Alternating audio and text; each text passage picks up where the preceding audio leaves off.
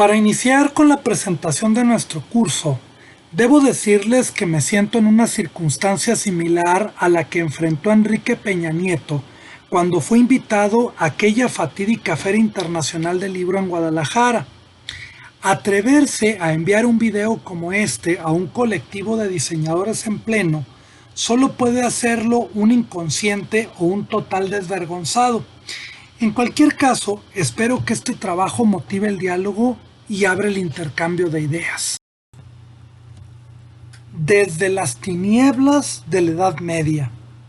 He querido dar inicio a la parte que me toca desarrollar de este curso mediante una ponencia inaugural rimbombantemente llamada Lectio Inauguralis, que en los hechos simples y llanos es un manifiesto donde se exponen, explican y justifican los principios seguidos por el profesor en una asignatura específica. Compartir una comunicación de apertura forma parte de los usos y costumbres de la universidad medieval, esa que de cuando en cuando se deja ver tímidamente todavía en el presente. En aquellos lejanos y oscuros días, el primero que debía validar su desempeño académico era el profesor. Los estudiantes lo cuestionaban y entablaban diálogo crítico sobre sus métodos, enfoques y elección de temas. En otras palabras, lo dicho en las clases de entonces no siempre era aceptado con beneplácito y agradecimiento por la audiencia. El camino del conocimiento se forjaba sobre la marcha, siendo cada caminante un ser pensante con voz capaz de cuestionar y proponer.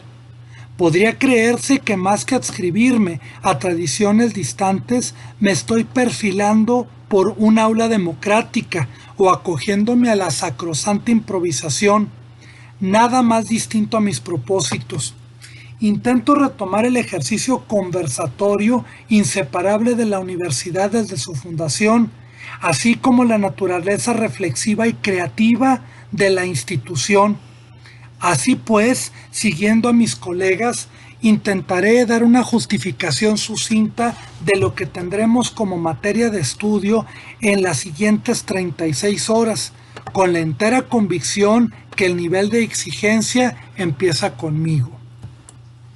Diseño, cultura, civilización, tecnología.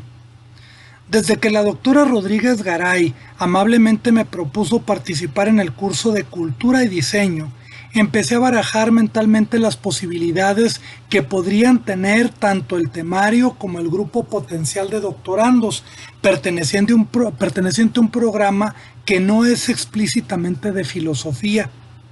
La carta descriptiva que seguiremos fue diseñada por mi buen amigo, el doctor Pablo Alonso Herraiz, un académico inquieto y con una reputación reconocida internacionalmente. Para serle sincero, la planeación de nuestras clases me venía a la mente con cierta frecuencia durante las primeras semanas de la pandemia, en especial mientras avanzaba con un videojuego llamado Fallout, cuyo propósito es mantener con vida a un grupo de personas dentro de un búnker. El escenario es un mundo apocalíptico producto de la guerra nuclear. Distribuir salas y elevadores, programar expediciones al yermo radioactivo, defenderse de plagas mutantes, administrar recursos como el agua, los alimentos y la energía eléctrica me estimulaban a calcular las posibilidades del concepto de diseño en nuestro yermo fronterizo, así como la lectura cultural que tiene los procesos de transformación, adaptación y optimización dentro del occidente marginal del que somos parte. Suelo pensar mientras juego. De manera alguna minimizo la trascendencia de la interacción iniciada el miércoles. Sin embargo, es importante darle vuelta una y otra vez a diversos interrogantes mientras la cabeza trabaja en clave más o menos creativa. ¿Cómo sugerir reflexiones sobre lo que implica la transformación del medio y las cosas a profesionales que, seguramente, enfrentan dicho reto como parte del ejercicio cotidiano de su práctica laboral? ¿Cómo concentrarse en meditaciones sobre algo que trasciende el presente, estando más allá de la estética y la ingeniería para constituirse en una forma ancestral de sobrevivir? La primera opción que encontré consistía en evitar al máximo atiborrarlos de teorías y referencias que podrían ser irrelevantes. En plan de apertura absoluta, cualquier texto, cualquier corriente o cualquier planteamiento podría aportarles algo. Empero, parto de la convicción que cuando hablamos de diseño nos enfrentamos a la resolución de circunstancias concretas en un mundo terrenal. El espíritu de los doctorados, al menos como se les ha planteado en el último medio siglo, consiste en conseguir que los estudiantes elaboren una aportación original a un campo de conocimiento particular. A veces se peca de ultraespecialización, se pierde la mirada panorámica consiguiendo escribir tesis sobre tópicos irrelevantes cuyo interés solo ha despertado la atención de sus autores. Estoy cierto que cada asignatura y seminario dentro de tales programas deben de responder al interrogante: ¿cómo se contribuirá desde esta área concreta de trabajo a la conclusión de la tesis del doctorando? Les pido no olvidarlo y mejor aún que me lo recuerden cuando parezca perder el sentido primordial del curso. Vivimos en el mundo de los sistemas y artefactos inteligentes, es decir, arreglos capaces de salir airosos ante disyuntivas en las que se necesita decidir tomando en cuenta una amplia gama de posibilidades. Resulta que cada herramienta que equipa nuestros superdotados teléfonos celulares está en condiciones de analizar circunstancias y darnos la mejor opción. Los mapas satelitales nos muestran las rutas más rápidas a seguir. Para el traductor no hay lengua que se le resista, aunque, en honor a la verdad, en ocasiones a ambas aplicaciones puede quedarles un tanto grande el calificativo smart. La agenda impide se empalmen actividades y coordina las sesiones maravillosas de diseño y cultura en Teams, con citas médicas, reuniones con amigos, por supuesto siguiendo medidas sanitarias.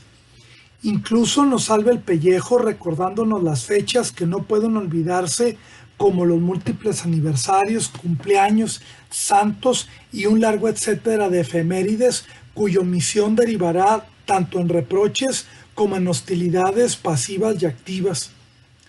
La inteligencia era, hasta hace algunas décadas, una nota que distinguía al hombre de las máquinas, de esos armatostes productores de fuerza y trabajo brutos, por encima de las limitadas capacidades humanas. La facultad de elegir, percibiendo matices y la posibilidad de errar, siempre latente, que remite a la libertad para escoger la opción incorrecta, eran notas que nos separaban de nuestras creaciones.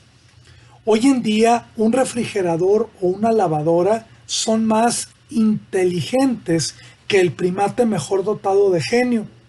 Los electrodomésticos están programados para ahorrar recursos, moderar su trabajo a partir de datos que ellos mismos son capaces de procesar sin la intervención del propietario. Daría la impresión que están mejor capacitados que el hombre para saber qué hacer en las tareas para las que fueron diseñados. Entonces, cabría preguntarnos, ¿la inteligencia es una creación, una capacidad, una matriz de posibilidades, un medio de análisis? Si hay una inteligencia artificial, entonces, ¿qué características constituyen a la inteligencia natural o innata?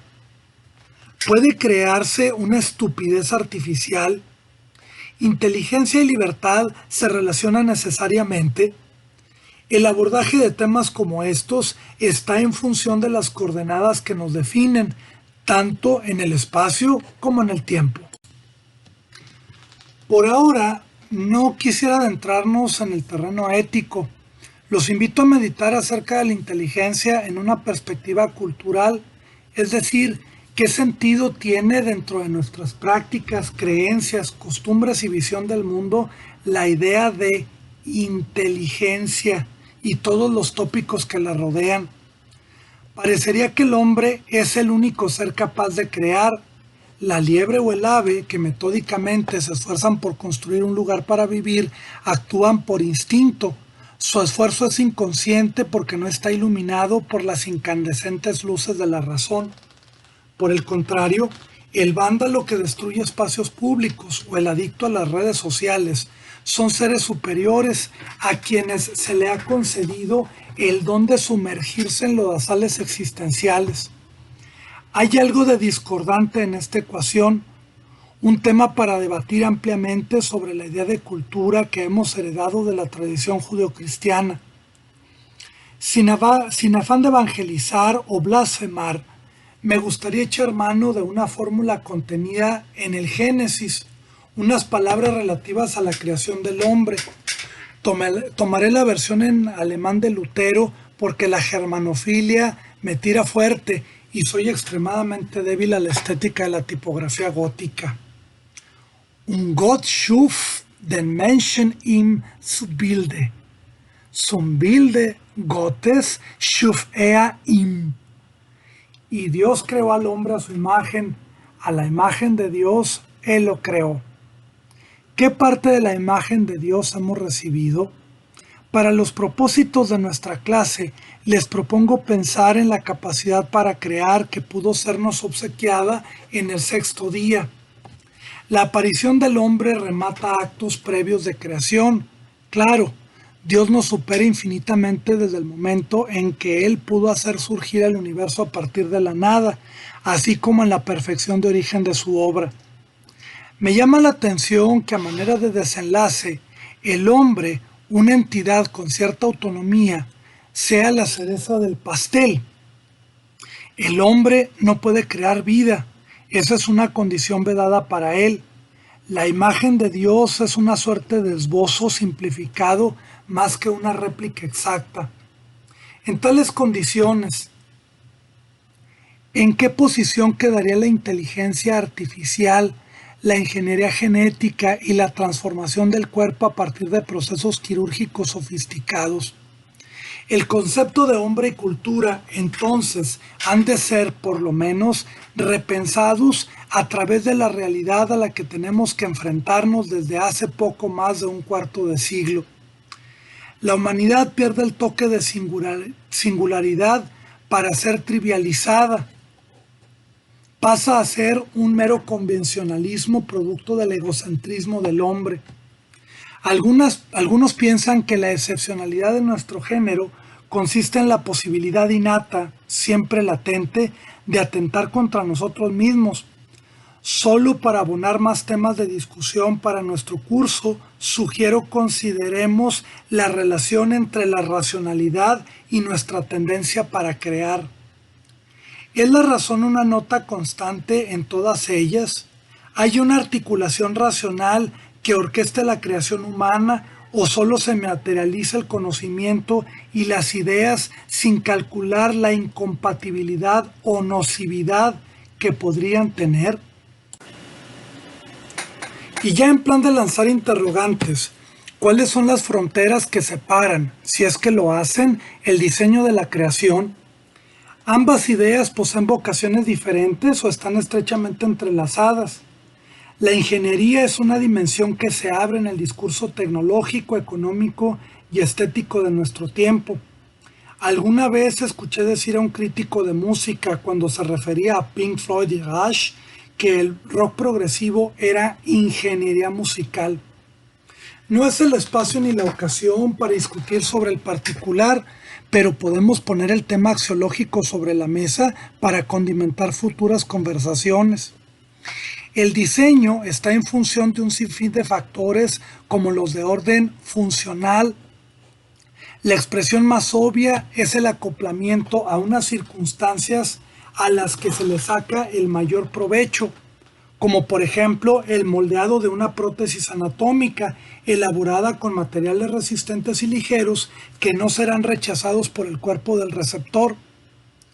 Pero hay ejemplos en los que el diseñador alcanza a generar un algo inservible, rebosante de formas complejas, punto de convergencia de una ergonomía ociosa, de una programación asombrosa compuesta por rutinas desafiantes del infinito.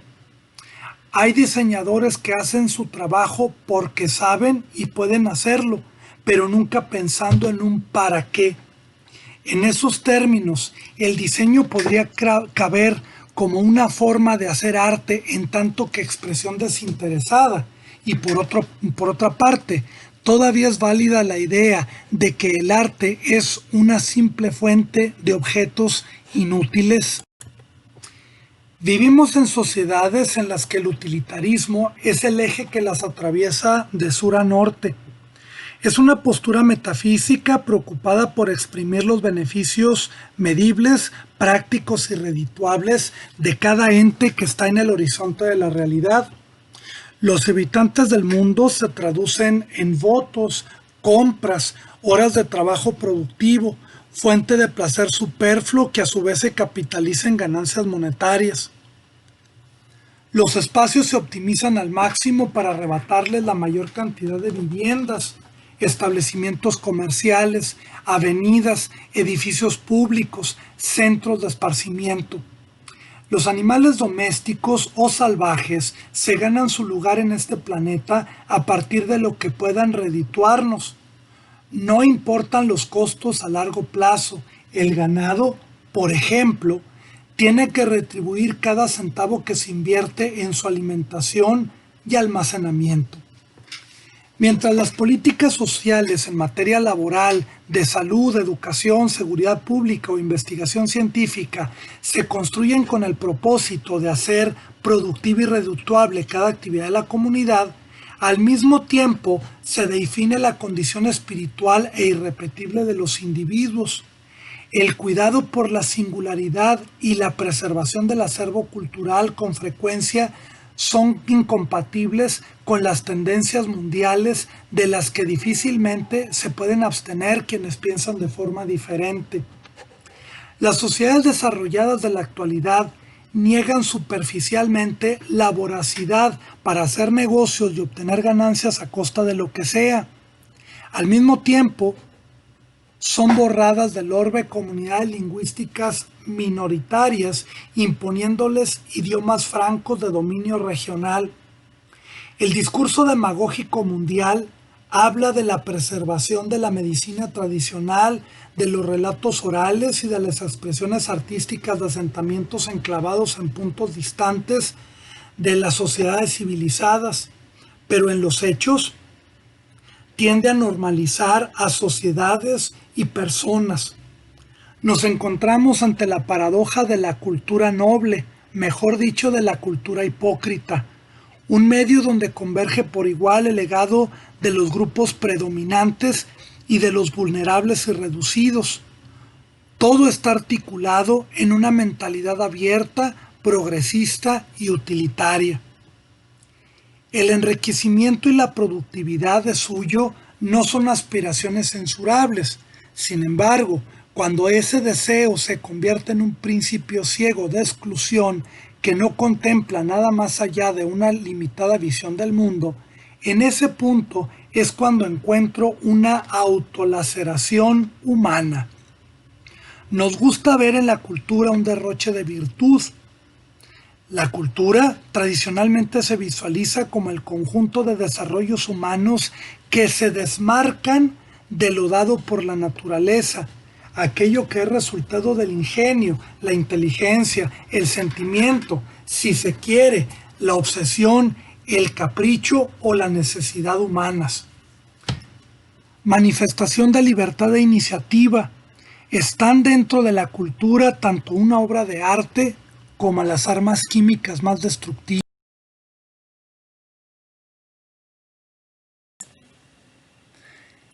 En ese afán hipócrita, a veces intelectualoide, propio de los luchadores sociales que se congregan en Starbucks para publicar consignas de protesta contra los abusos de las economías que destruyen el medio ambiente y atentan contra el legado histórico de la humanidad, olvidamos que la cultura es, en germen, no solo una actividad de creación, sino también imposición de estructuras tanto a lo natural como a lo hecho por el hombre.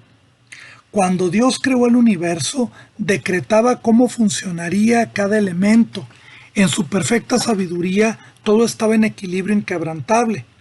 Por el contrario, el hombre emula el poder de donde surgió, sintiéndose Dios, decretando con contundencia cómo es que las cosas deben de ser. Es por eso que el escenario, producto de su imaginación, se convierte en el reino absoluto del que emana toda verdad posible. En él, a veces, Dios tiene un pequeño espacio para habitar. Cultura, entonces, podría entenderse como una tendencia a estar en oposición. Puede ser, no necesariamente, una tendencia narcisista por colocar siempre y en todas partes la marca indeleble de la capacidad por decidir, producir, cambiar. Por ahora, solo señalo algunos recovecos de los temas que nos ocuparán. Dejamos en el tintero del diálogo la virtualidad, la tecnología, la imaginación, la idea de cambio, más todo aquello en lo que ustedes tengan interés. Dejo el espacio abierto a la discusión. Agradezco su atención y les deseo un buen fin de semana.